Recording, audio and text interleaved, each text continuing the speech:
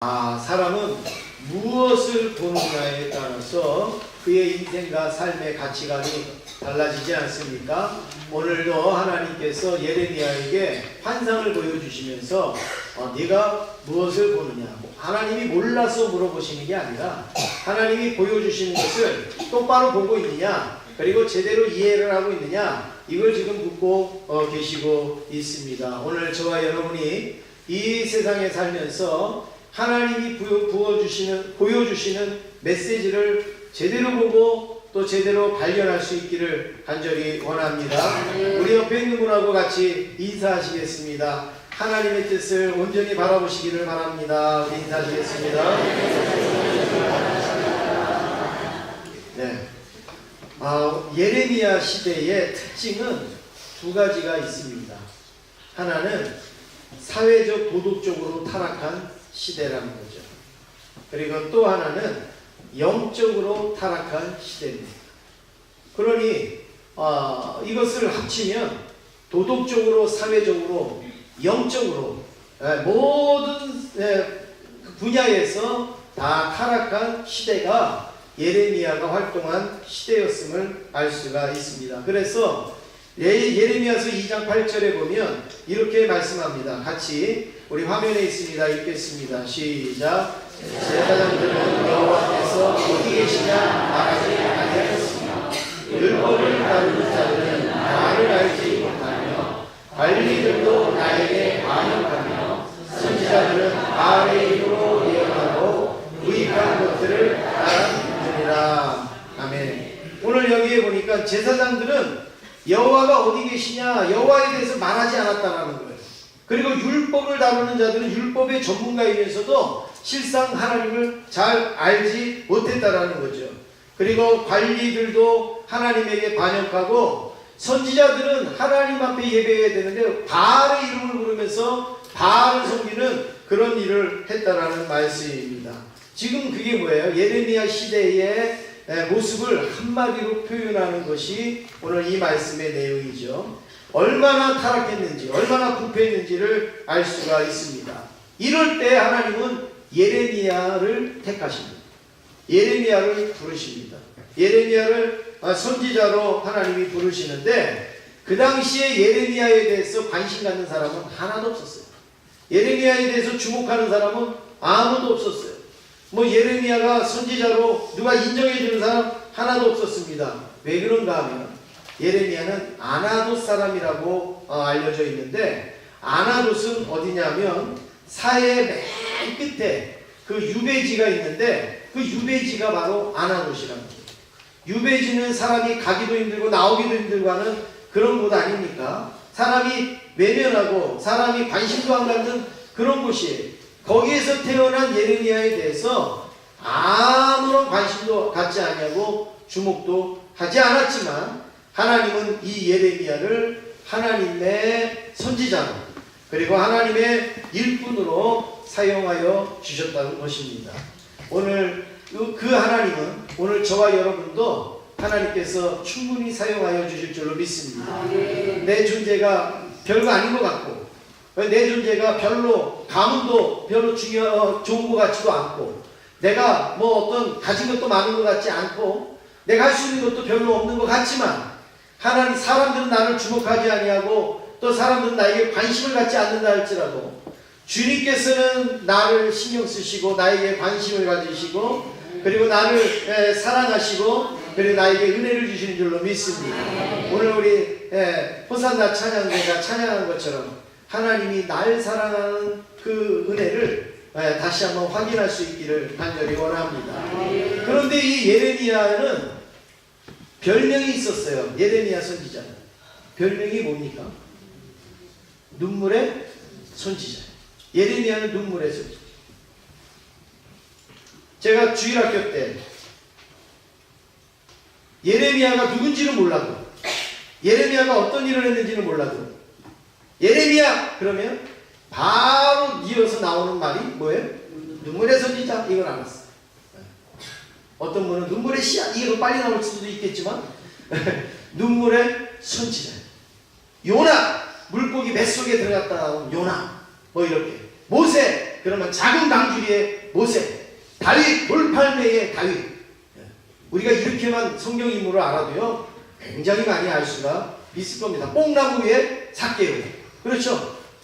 그래서 이 예레미야는요 그냥 이름이 눈물의 선지자예요. 눈물의 선지자. 왜 그랬는지도 몰랐어요. 왜 눈물의 선지자인지 몰랐어요. 그러나 눈물의 선지자. 근데 나중에 알고 보니까 정말 예레미야는요 눈에서 진물이 날 정도로 눈물을 흘렸단 말이에요. 눈에서 막 눈이 막 이게 물를 정도로 눈물을 흘리면서 사역을 했던 선지자가 예레미야 선지자입니다. 그러면 왜 우리가 구체적으로 눈물의 선지자인가 우리가 살펴보면 한 3가지 정도 살펴보면 첫 번째는 자기의 의지와는 상관없이 선지자가 되었습니다. 자기와 의지와는 상관없이. 우리 5절 말씀을 우리 같이 읽겠습니다. 5절입니다. 시작. 내가 너를 모태에 짓기 전에 너를 알았고 내가 배에서 나오기 전에 너를 선별하였고 너를 여러 나라의 선지자로 세우노라 하시기로. 네. 예레미야가 택해서 선지자가 됐습니까? 하나님이 택해서 선지자가 됐습니까? 하나님이 택했어. 모든 사람이 마찬가지예요. 주의 종뿐만이 아니라 여러분 각자 한 심령도 내가 알아서 하나님 믿는 사람 하나도 없다고요. 다 하나님이 나를 먼저 택하여 주셨고 성별하여 주셨고 나를 구별하여 주셔서 나를 주의 일꾼 삼아 주시고 나를 주의 백성 삼아 주셨는데 예레미야 역시 마찬가지예요. 예레미야는 늘 뭐라 합니까? 나는 말도 못합니다. 나는 아이와 같습니다. 나는 능력도 없습니다. 자기는 웬만하면 지금 선지자 안 하려고 그래요. 왜냐하면 선지자가 대접받는 시대가 아니잖아요. 지금 시대가 얼마나 아깝니까? 예레미야 시대가 얼마나 혼탁합니까? 얼마나 타락했습니까? 그런데 거기에 선지자로 한다는 것은 굉장히 부담스러운 거예요. 그래서 자기와 의지는 상관없이 선지자가 되었어요. 그래서 사람이 힘들고 어려우면 뭐라고 그럽니까? 나 안 한다고 그랬잖아. 나 하기 싫다고 그랬잖아.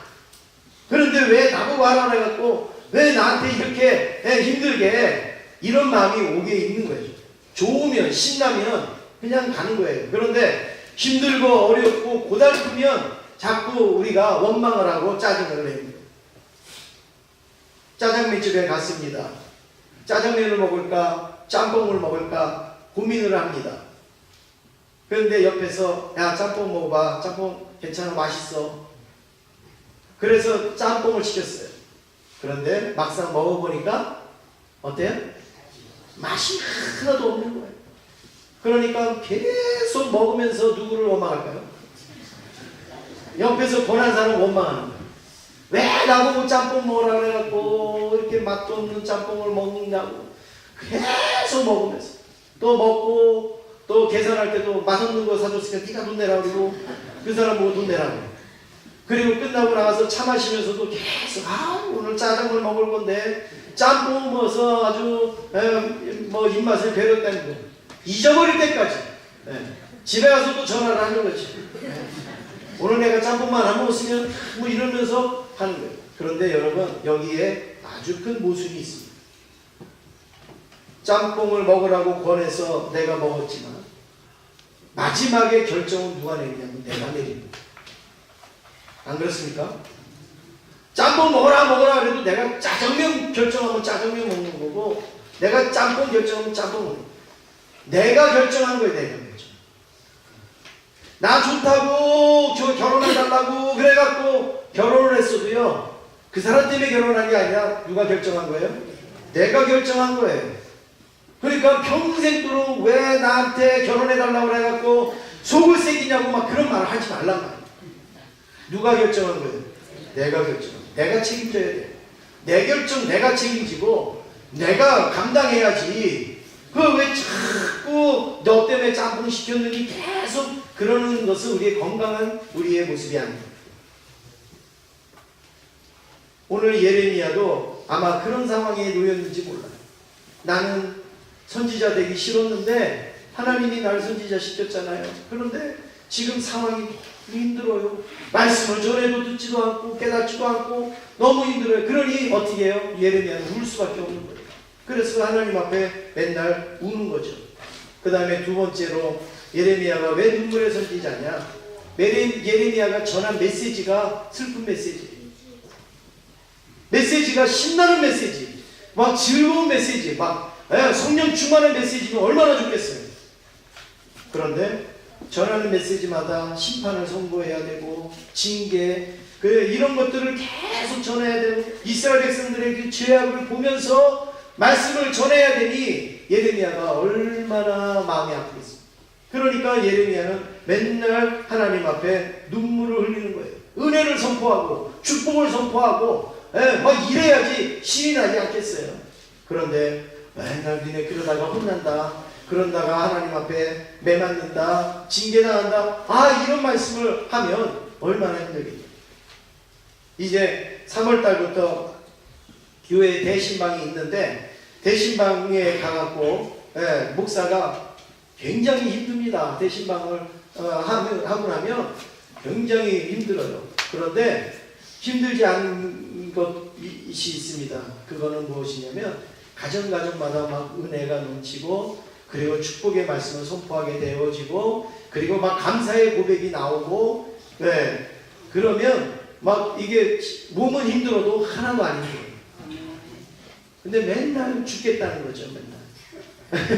맨날 못 살겠다는 거죠. 그 소리를 하루에 7, 8가정을 들어보세요. 그러면 얼마나 힘들겠습니까? 그래서 여러분들이 복 받아야 되는 거예요.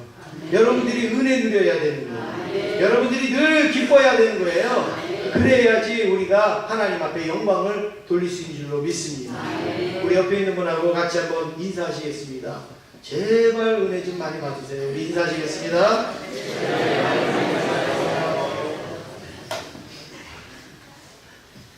예레미야는 그 메시지가 힘들어가지고 눈물을 흘린 거예요. 세 번째는 예레미야가 왜 울었는가? 그거는 이스라엘 백성 때문에 울었습니다. 그런 메시지를 전하는데 이스라엘 백성들을 보면 어때요?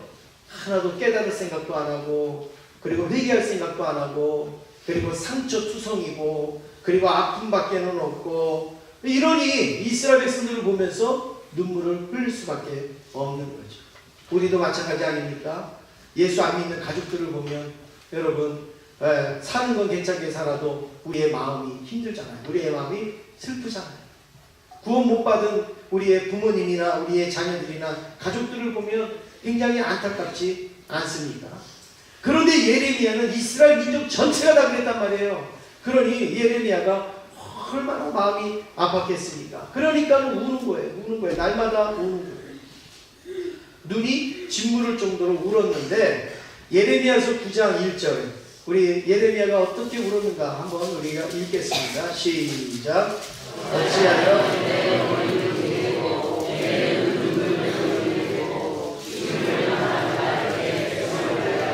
주야로 울리라. 예레미야가 이렇게 맨날 울었다는 거예요. 어찌하여 내 머리는 물이 되고 내 눈은 눈물 근원이 되고 죽임을 당한 딸 내 백성을 위하여 내가 어떻게 운다고요? 주야로 운다. 그냥 밤낮으로 울 수밖에 없는 거죠. 어느 시대든 고쳐지고 부흥되기 위해서는 하나님께서 반드시 준비하시는 게 있어요.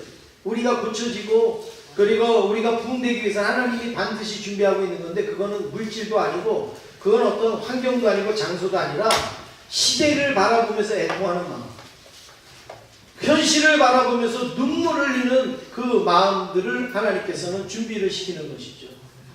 그래서 시대를 비판만 하는 게 아니라 우리의 환경을 원망만 하는 게 아니라 그것을 가지고 예레미야처럼 하나님 앞에 엎드려서 통회하고 기도하는 그 심령을 하나님께서는 찾고 계시다는 말입니다. 한국교회가 부흥할 때를 생각해 보세요. 제가 어렸을 때 교회 가면 맨날 성도들은요 우는 사람이에요. 우는 사람.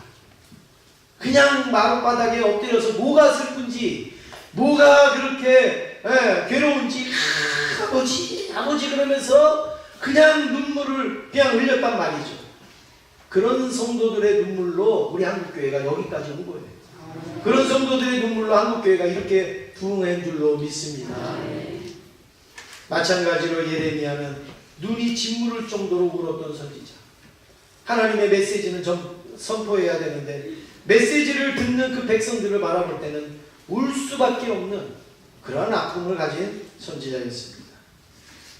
이제 예레미야는 하나님이 환상을 두 가지를 보여주십니다. 그 두 가지를 보여주시는 내용을 보면 우리가 살펴본 살구나무까지 환상이 있습니다. 11절 말씀을 같이 읽겠습니다. 11절입니다. 시작. 여호와의 말씀이 또 내게 임하니라. 이르시되 예레미야야 내가 무엇을 보느냐 하시되 내가 대답하되 내가 살구나무까지를 보나이다. 네. 하나님이 환상을 보여주시면서 내가 무엇을 보고 있느냐 그랬더니 예레미야가 뭘 본다고 말합니까? 살구나무 가지를 보나이다 이렇게 고백을 하는데 살구나무 가지를 하나님이 왜 보여주셨을까? 그 환상으로 보신 의미가 뭘까요? 네. 거기에는 두 가지 의미가 있습니다. 이 히브리어의 이 살구나무는 샤케드라는 단어인데 샤케드라는 단어는 바로 지킨다라는 뜻이에요. 지킨다. 그러니까 살구나무 가지를 하나님이 보여주시는 의미는 내가 너희들 엉망으로 살고 너희들 그렇게 영적으로 타락하고 그랬지만 그래도 내가 너희들을 지킨다. 이거를 보여주시는 그 의미로 살구나무 가지 환상을 보여주신 거예요. 우리 같으면 막 버리고 우리 같으면 내치고 싶지만 하나님께서는 아니야. 내가 너희들을 지키고 있어. 이거를 암시하기 위해서 살구나무 가지 환상을 보여주시고 또 하나는 봄이라는 것을 말씀하시고 싶은 거죠. 봄.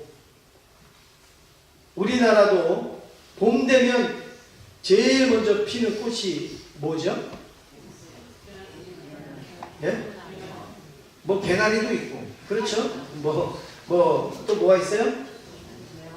뭐 매화도 있고 진달래도 있고 그런데 이 이스라엘에는 살구나무가 꽃이 바로 봄을 알리는 그런 상징적인 꽃이라는 거죠. 그래서 이스라엘은 겨울은 굉장히 짧습니다. 그렇지만 겨울이 있는데 그 겨울이 힘든 거예요. 왜냐하면 여러분 우리가 겨울 지내는 게 힘들어요. 저기 그 부산 사람들이 겨울이 오면 힘들어요. 예? 부산 사람들이 힘들어요. 왜냐하면 겨울 준비가 잘 안 되어져 있기 때문에. 우리는 겨울이 기니까 겨울 준비를 나름대로 많이 하잖아요. 그런데 저기 밑에 있는 사람들은 겨울이 짧으니까 겨울 준비를 잘 안 하다가 어느 날 갑자기 막 추워지면요 막 감당을 못 하는 거예요. 뭐 어떻게 할 수가 없는 거예요. 이스라엘도 겨울이 짧아요. 그렇지만 겨울이 오면 뭐가 기다려지느냐면 봄이 기다려지는 거예요. 빨리 봄이 왔으면 좋은 거예요. 근데 그 봄을 알리는 그 나무가 무슨 나무냐면 살구나무라는 거죠. 살구나무. 그러니 지금 이스라엘 민족은 겨울과 같은 시대잖아요. 타락하고 부패하고 혼탁한 그런 시대에 하나님이 무슨 환상을 보여주십니까? 살구나무 가지 환상을 보여주세요. 그러면 그걸 보면서 직감적으로 그걸 보면서 그냥 순간적으로 뭐가 왔다요? 봄이 왔구나. 봄이 왔구나. 그리고 누가 지켜주신다고요? 하나님이 지켜주신다. 그냥 우리는 히브리어로 삭해되니까 지킨다 이러니까 우리에게 안 들어오지만 그냥 이스라엘 백성들은 직감적으로 이게 바로 봄이다. 이게 딱 느껴지는 거예요. 자, 우리가 예배를 드리는데 갑자기 어디에서 뽕 소리가 났어요. 그러면 우리는 대번에 뭘로 알고 있어요? 방귀를 누가 꼈구나. 방귀를 누가 꼈구나. 알잖아요. 마찬가지로 살구나무 이러면 바로 이스라엘 백성들은 봄이 오는구나. 이것을 직감하는 그러한 내용이란 말이죠. 그래서 하나님이 예레미야에게 살구나무 가지 환상을 보여준 것은 하나님이 봄과 같은 날을 주실 것이라는 거죠. 하나님이 여전히 지켜주신다는 것을 예레미야에게 보여주신 환상이라는 거예요. 그 다음에 끓는 가마 이야기를 하나님은 보여주십니다. 우리 하나님께서 내가 또 무엇을 보느냐 물으실 때 13절 우리 같이 읽겠습니다. 시작. 여호와의 말씀이 다시 내게 임하니라. 이르시되 내가 무엇을 보느냐 대답하되 끓는 가마를 보나이다. 그 의미는 북에서부터 기울어 전하니라. 예레미야가 뭘 보고 있어요? 끓는 가마. 벌벌 끓는 가마. 여러분 무슨 생각이 나십니까? 네?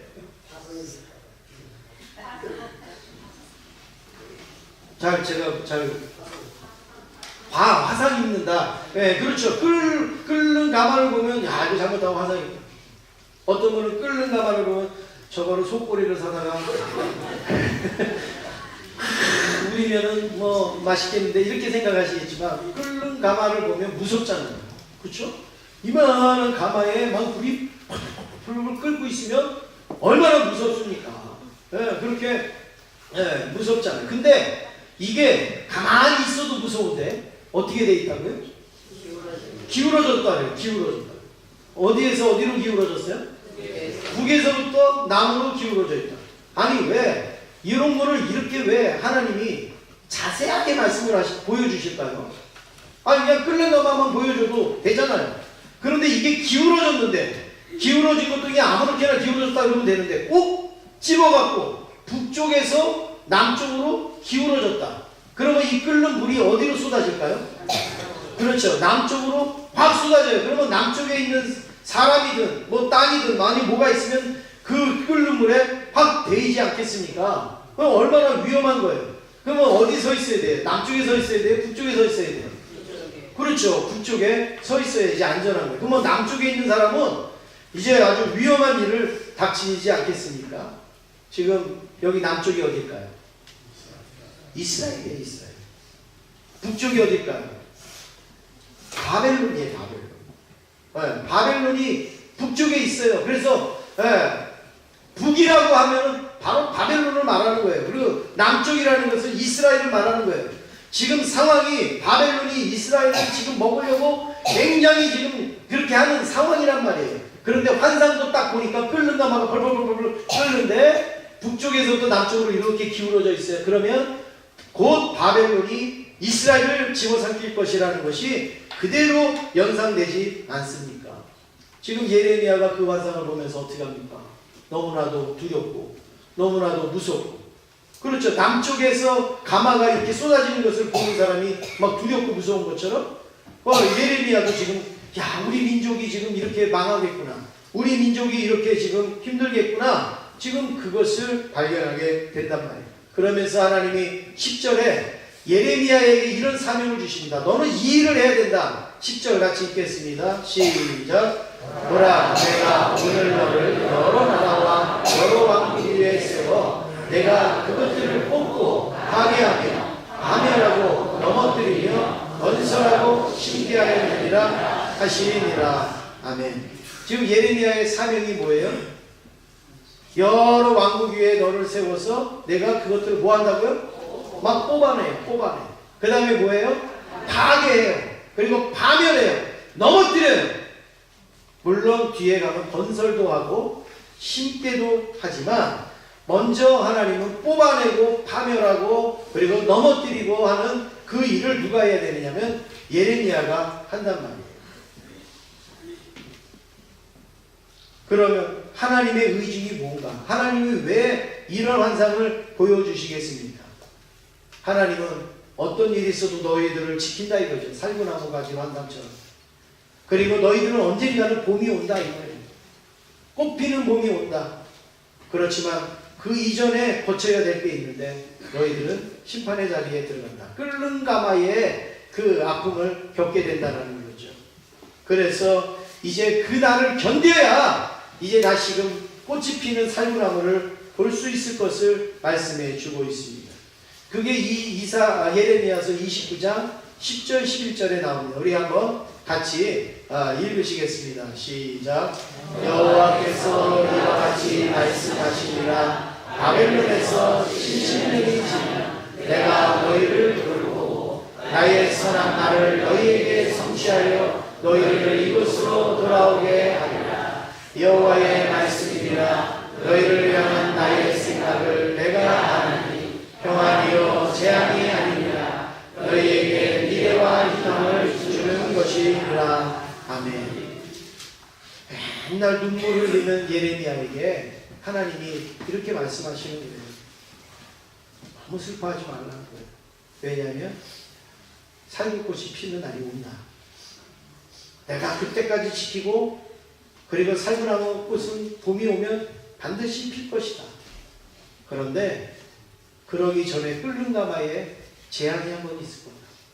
그것만 잘 견디고 이기면 70년이 지나면 바벨론의 포로 가서 70년을 잘 견디면 이제 다시 너희가 이곳으로 돌아오게 할 것이다.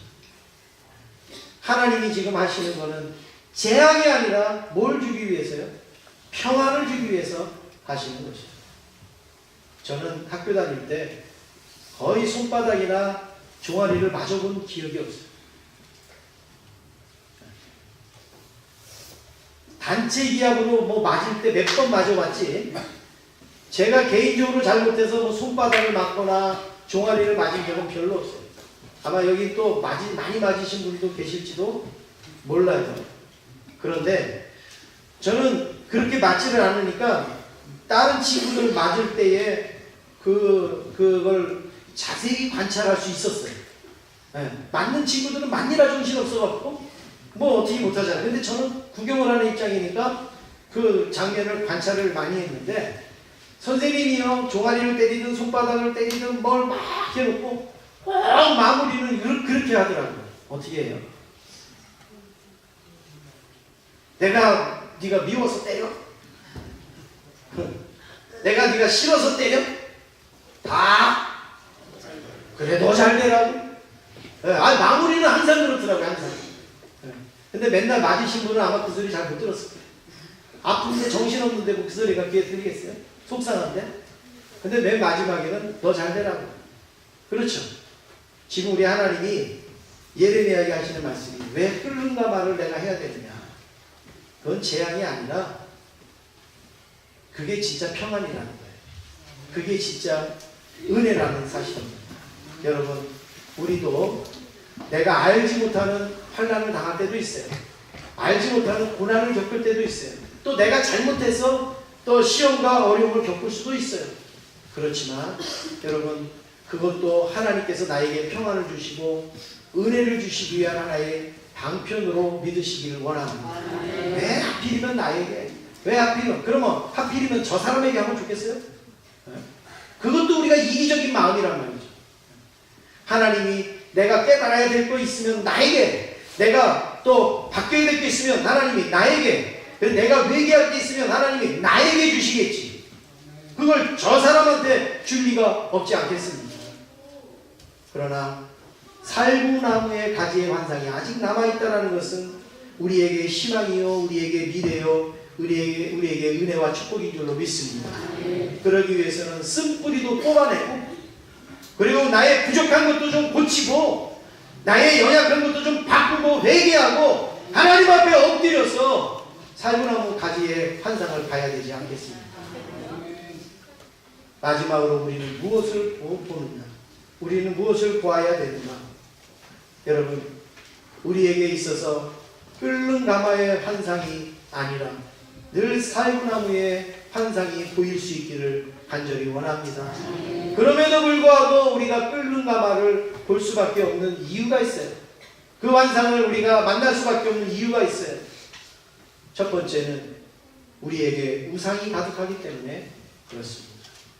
성경에서 말씀하는 우상은 이런 불상, 어떤 그것도 우상이지만 하나님보다 더 사랑하고 더 마음 쓰고 더 의지하고 더 믿는 것이 있으면 전부 다가 그게 보이든 보이지 않는 그게 우상이라고 성경에서는 말씀하고 있습니다. 때로는 하나님보다 사람을 더 의식하는 것, 그것도 우상입니다. 그것도 우상. 하나님이 어떻게 보실까를 생각해야 되는데 사람이 뭐라고 그럴까? 사람이 어떻게 생각할까? 사람들이 뭐라고 그럴까? 여러분, 그것도 우리에게 우상이란 말이죠. 하나님이 어떻게 보시냐를 우리가 염두에 두잖아요. 또 때로는 물질을 하나님보다 더 의지하고, 그리고 자기를 사랑하는 일에 맨날 관심을 갖는 거예요. 나 사랑하는 일에만, 나 사랑하는 일에만. 그것도 우상이다. 두 번째는 진리가 혼탁하게 되기 때문에 하나님이 끓는 가마를 우리에게 보여주시는 거예요.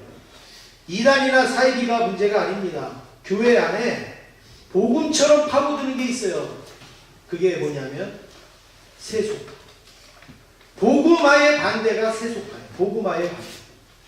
교회 안에 복음화가 이루어지지 않고 세속화가 이루어진다는 거죠. 그래서 교회 안에 어떻게 하면 성공하느냐, 어떻게 하면 승리하느냐, 어떻게 하면 내가 잘 사느냐, 전부 이기적인 것만 키우는 것이 바로 이런 세속화예요. 교회 안에. 예배도 드립니다. 주의 일과 합니다. 하나님도 섬깁니다. 그런데 어떻게 해요? 하나님에게 관심이 있는 게 아니라 전부 내가 잘 되는 것으로 그것을 하는 거죠. 그러니까 그게 바로 세속화라는 거예요. 우리나라에 나환자가 생기면, 한센병이 생기면 전부 다 가는 동네가 있어요. 어디죠? 소록도로 다 갑니다. 그래서 거기는 일반 사람들은 못 사는 데예요. 거기는 나병 환자들만 사는 데인데, 어느 노인이 나병 환자도 아닌데 소록도에 가서 사는 아주 기가 막힌 사연이 있습니다. 그분이 젊었을 때 아기들을 낳습니다. 그래서 한 11남매를 낳아가지고 그렇게 사는데, 그 한 아이가 10살 때에 나병이 든 거예요. 여러분, 나병이 들면 같이 못 살아요. 전염되니까 격리를 시켜야 돼요. 그래서 이 아버지가 밖에다 내놓지도 못하고 방 안에다가 가둬갖고 며칠을 키워봤더니, 여러분, 그게 어떻게 가능하겠습니까? 그래서 이 아버지가 고민하다가 안 되겠다. 소록도에 가야지 얘가 살지. 여기서는 도저히 살 수가 없다. 그래서 소록도에다가 이제 데리고 갑니다. 버스도 못 탑니다. 차도 못 탑니다. 왜요? 다 전염되니까 안 돼요. 그래서 걸어가고 강을 넘고 산을 건너 이렇게 가는데, 하루는 나무 밑에서 자는데요. 그 자는 아들을 보니까 속이 상한 거예요. 저 소록도에다가 데려다가 준다고 생각하니까 얼마나 속이 상합니까? 그래서 차라리 내 손으로 저놈을 죽이는 게 낫겠다. 그래갖고요, 돌을 들어갔고요, 그 자는 애한테 확 던졌어요. 맞았을까요? 안 맞았을까요? 안 맞죠. 예. 마음은 그렇지만 여러분, 그걸 어떻게 해요? 자기 아들한테 그걸 던집니다. 옆에다가 던집니다. 그리고 아들을 깨워갖고 또 이제 가는데 큰 강을 하나 만납니다. 그런데 또 아버지가 속이 상한 거예요. 그래서 이 아들한테, 야, 차라리 너하고 나하고 여기 물에 빠져 죽자. 그랬더니 이 아들이요, 고개를 끄덕끄덕거리는 거예요. 그래서 손을 잡고 물속으로 들어가는데, 아버지의 막 이제 가슴까지 물이 차는데, 애는 막 여기까지 막 차가지고 막 뻘떡뻘떡거리고 있는데, 이 아이가 갑자기 아버지로 막 밀면서, 아버지가 왜 죽어? 아버지가 죽으려면 내가 죽어야지. 문득병 걸린 내가 죽어야지. 아버지가 왜 죽어? 그러면서 그냥 아버지를 밀어내는 거예요. 실갱이 하다가 아버지를 끌어안고 허서 펑펑 울고, 그런 과정을 거쳐서 결국 어디로 가느냐? 소록도로 갑니다. 소록도로 가서 그 아이를 맡기고 거기서 살게 하고 목사님한테 맡기고, 그리고 이제 돌아서서 집으로 왔어요. 그리고 이제 1년, 2년 이렇게 지나면서 자녀들 이제 다 공부시킨 거예요. 대학교 보내고 좋은 직장 보내고 결혼시키고 다 했습니다. 그리고 이제 40년 세월이 지났어요. 이제 노인이 됐죠. 노인이 돼서 큰아들 집에서 이렇게 지내고 있는데, 어느 날 큰아들이 아버지한테 이렇게 얘기를 하는 겁니다. 아버지, 저만 자식입니다. 그 소리를 듣는 이 아버지 기가 막힌 거죠. 저만 자식입니다. 그래서 그 아버지가 그 시로 짐을 싸가지고 둘째 집으로 갔습니다. 며칠 있는데 그 둘째가 또 그런 얘기합니다. 아버지, 저만 자식입니까? 셋째, 넷째, 가는 집마다 다 그런 표현이에요. 그래서 이 아버지는, 내가 여기서 살 수 있는 집은 아무것도 없구나. 저 소록도에 있는 아들한테나 가야 되겠다. 그래서 40년 만에 소록도를 찾아서 거기에 갔습니다. 가서 아들을 찾습니다. 그 교회에 가서 내 아들이 여기 왔는데 찾아달라고. 그래서 그 아들이 왔어요. 그랬더니 그 아들이 이렇게 오는데 아버지가 그 아들을 붙들고 엉엉 울면서, 얘야, 내가 원망스럽지 않냐? 내가 밉지 않냐? 내가 널 여기다가 버려두고 40년 동안 내가 살았는데 내가 원망스럽지 않냐? 이 아들은요, 아버지, 내가 한 번도 아버지를 원망한 적 없어요. 나는 지금 아버지를 만나서 너무나도 기뻐요. 너무 감사해요. 아버지, 이제 내가 모실 테니까 나랑 여기서 살아요. 내가 모실 테니까 나랑 여기서 살아요. 그래서 이 노인이 목사님에게 찾아간 거예요. 목사님, 내 자녀들은 다 나랑 살기 싫대요. 그런데 이 소록도에 내가 버린 이 아들은 나를 모시겠대요. 나랑 같이 살고 싶대요. 내가 여기서 살 수 있도록 허락해 주세요. 내가 여기서 살 수 있도록 도와주세요. 그래서 그 아버지가 그 소록도에 이제 그 아들과 함께 여생을 보냈다고 하는 그런 이야기가 있습니다. 제가 왜 이 말씀을 드립니까? 오늘날 우리의 생활은 전부 이기적이고, 그리고 성공주의고, 승리주의고, 그런 우리의 세속화 때문에 우리의 신앙이 다 망가지고 있단 말이죠.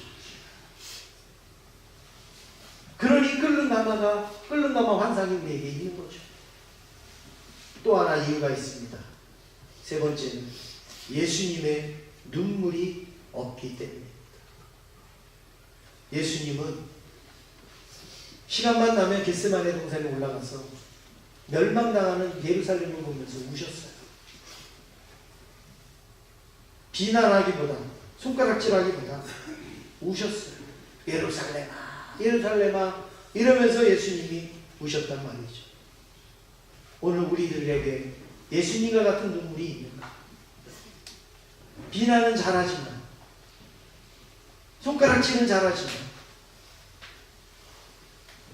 그것 때문에 내가 눈물을 흘리면서 얼마나 우리가 기도를 했는가? 이런 눈물이 없으니까 주님께서 이스라엘에게 끓는 가마의 환상을 보여주는, 내가 이 끓는 물을 북에서 나무로 쏟으시구나.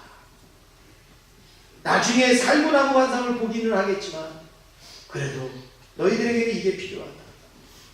사랑하는 성도 여러분, 오늘 우리가 시대가 어렵고 우리의 삶이 힘들수록 예수님의 눈물이 우리에게 있기를 간절히 원합니다.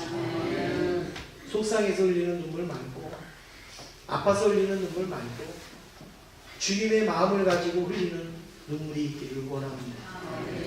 특별히 내일부터 우리 특세가 시작이 됩니다.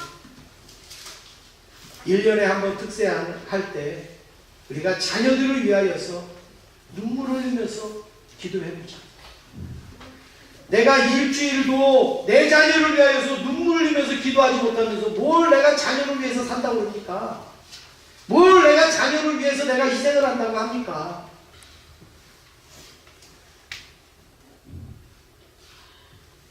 정말 자녀를 사랑한다면, 정말 자녀를 위한다면,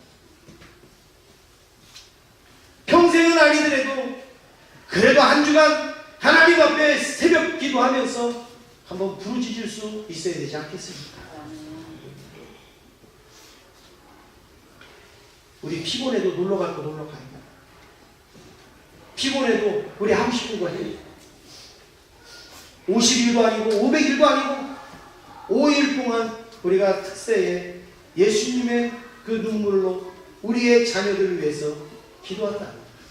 우리의 자녀들은 축복된 자녀고 은혜 입은 자녀인 줄 믿습니다. 또 나만이 아니라 우리의 자녀들도 엎드려서 기도하는 자녀로 삼자. 기도하는 자녀로 만들자. 그러면 그 자녀들은 끓는 가마 환상을 보지 아니하고 살구나무까지 환상을 보게 될 줄로 믿습니다. 기도하겠습니다.